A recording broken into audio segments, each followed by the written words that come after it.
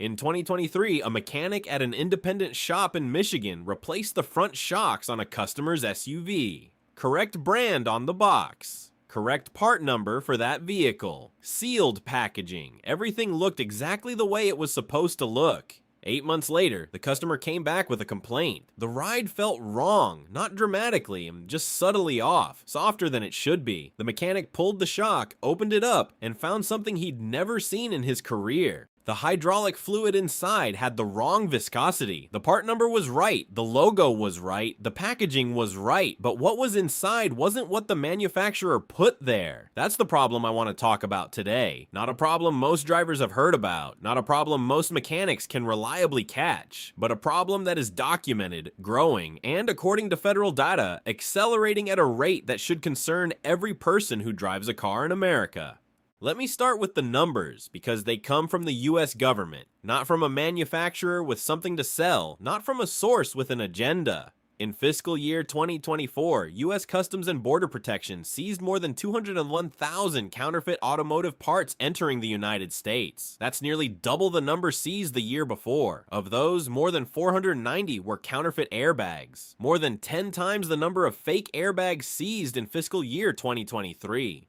The National Highway Traffic Safety Administration has documented at least 3 deaths and 2 life-altering injuries in a single 12-month period directly tied to substandard replacement parts, primarily counterfeit airbag inflators that either failed to deploy or exploded into fragments instead of inflating safely. Homeland Security Investigations currently has approximately 40 open criminal cases involving counterfeit automotive parts. In April 2024, Michigan's Auto Fraud Task Force brought its first major case, charging a man with selling fake restraint systems and airbags online. Prosecutors seized more than $600,000 linked to the operation. 9 felony counts. These aren't fringe incidents. The U.S. Department of Transportation's Pipeline and Hazardous Materials Safety Administration issued a formal safety advisory about the rise in counterfeit and substandard safety devices entering the repair supply chain.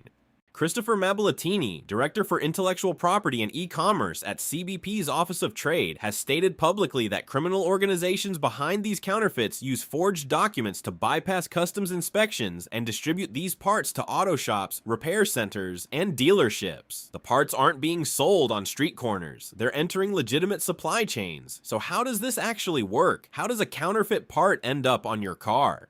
To understand that, you need to understand how the automotive parts supply chain operates in America and where the vulnerabilities are. For decades, the American aftermarket parts system functioned with a level of traceability that created real accountability. A shop ordered an AC Delco filter, a Moog ball joint, a Monroe shock. That part came from a plant where the manufacturer controlled production from beginning to end. The lot number on the box linked that specific part to a production date, a facility, a quality control process. If something failed, there was a traceable path back to the source. That system still exists for many parts and many suppliers. But the economic pressure on the supply chain over the past 2 decades has been significant. Manufacturing costs rose. At the same time, competitive pressure on retail parts prices went in the opposite direction. Distribution networks expanded. Online platforms created new channels where verification of part authenticity is harder than it was when a shop had a direct relationship with a regional distributor they knew personally. When margins compress enough, some distributors make sourcing decisions that prioritize cost over verification. When production moves far enough from the end market to facilities that are difficult and expensive to audit regularly, the gap between what the packaging says and what's inside can widen without anyone in the supply chain knowing. Parts that flow through this gap aren't always obvious fakes. Sophisticated ones, the ones that actually concern federal investigators, aren't crude imitations with misspelled labels and obvious defects. They're what some engineers in the industry call ghost OEM parts. A ghost OEM part has all the external credentials of a legitimate component. The box looks right. The part number is correct for the vehicle application. The logo is the one you'd expect. The packaging is sealed. The part itself, visually and dimensionally, looks like what it's supposed to be. What's different is inside. The material composition, the fluid viscosity, the friction compound formulation, the metallurgical grade of steel, things you cannot verify with a visual inspection, things that require lab-grade equipment to detect, things that a mechanic who's been doing this job for 20 years and trusts his supplier has no reason to check. Consider brake pads specifically, because this is one of the most commonly counterfeited safety components according to CBP data. A brake pad's friction coefficient, the measure of how effectively it converts motion into heat, can be measured precisely in a laboratory. A pad with a slightly inferior friction compound formulation can test at the correct coefficient at room temperature. The problem appears when that pad reaches 300 degrees Fahrenheit under sustained braking. A quality pad from a legitimate manufacturer maintains its friction characteristics at that temperature because the compound was engineered and tested for it. A pad made with cheaper or differently formulated materials degrades its friction characteristics more rapidly at high temperature. The difference doesn't show up in daily city driving. It shows up on a mountain descent. It shows up during emergency braking on the highway.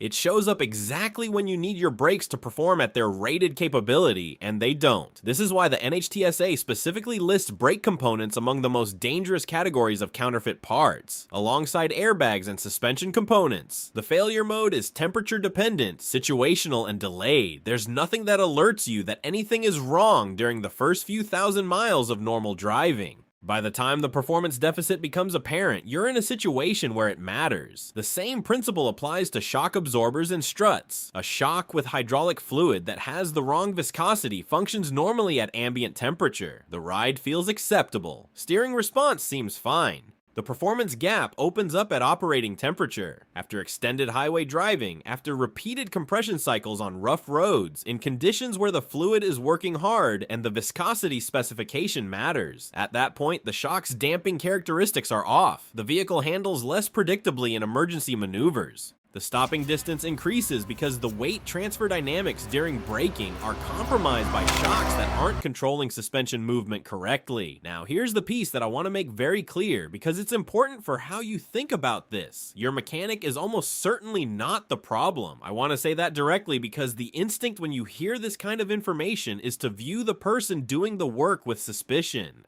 The mechanic who installed those shocks in Michigan did everything a competent professional would do. He ordered from a supplier he'd worked with for years. He received a part with the correct specifications on the box. He inspected it visually. He installed it correctly. There was nothing at any step in that process that would have flagged a problem, because the problem was inside the part, in properties that require laboratory analysis to detect. He didn't have a viscometer to measure hydraulic fluid. He didn't have a spectrometer to analyze the steel alloy. No shop does. No shop is expected to. The supply chain that American mechanics depend on was built on a trust structure where accountability flowed from the manufacturer through the distributor to the shop. That structure functioned correctly for decades because the chain was short enough and auditable enough that the trust was backed by verifiable quality at each step. When production moved to facilities thousands of miles away from the end market, facilities that are expensive and logistically complex to audit with the frequency necessary to catch material substitution, the trust continued flowing through the chain even when the verification behind it weakened. The mechanic has no way of knowing that the distributor's supplier changed a production arrangement 6 months ago. He's operating on the same trust. So what can you do as a driver? Not approach your mechanic with suspicion. That's not productive and it's not fair to people doing their jobs honestly. What you can do is add 3 specific questions to conversations you're already having whenever your vehicle needs a safety-related repair. Mounted brake components, shocks and struts, steering components, suspension, airbags. Questions that any shop working with legitimate parts from reputable distributors can answer without hesitation. Questions whose absence of a clear answer tells you something useful. The first question is, what's the OE reference number for this part? OE stands for original equipment. It's the part number your vehicle's manufacturer assigned to that specific component. It's not the distributor's catalog number, not the aftermarket reference. It's the number that traces back to the vehicle's original engineering specification.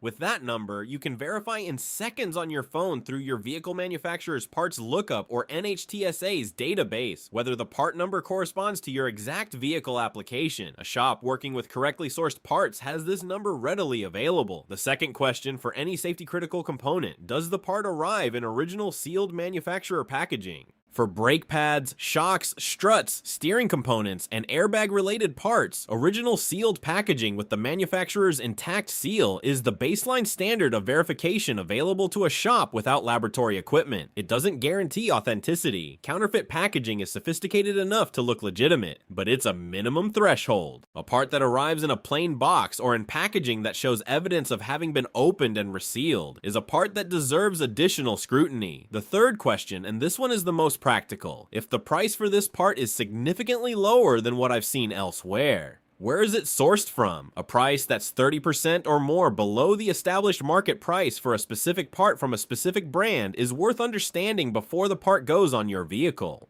Somewhere in the supply chain, absorb that price difference. Understanding where it came from, which distributor, which source, is reasonable information to have before a safety component gets installed.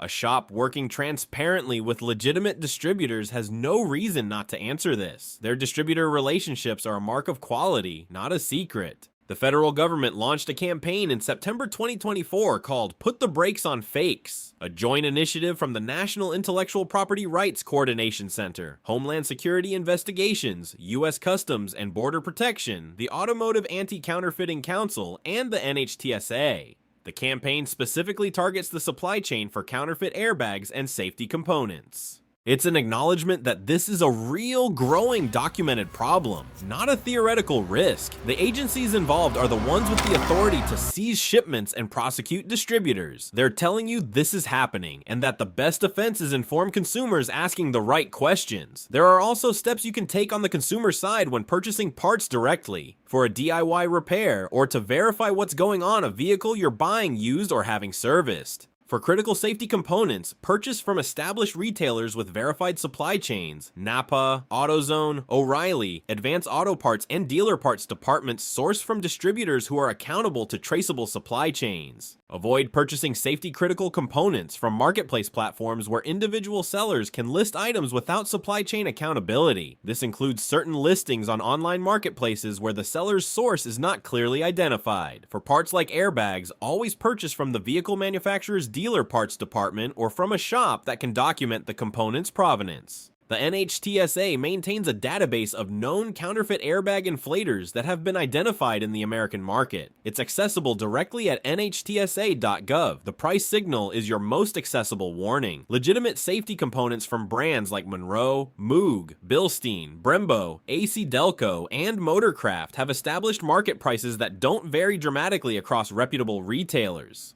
If you find the same part at a price that seems too good to be true, apply the same judgment you'd apply to any purchase where the value proposition seems implausible. In automotive safety components, the cost that's been removed from the price was removed from somewhere.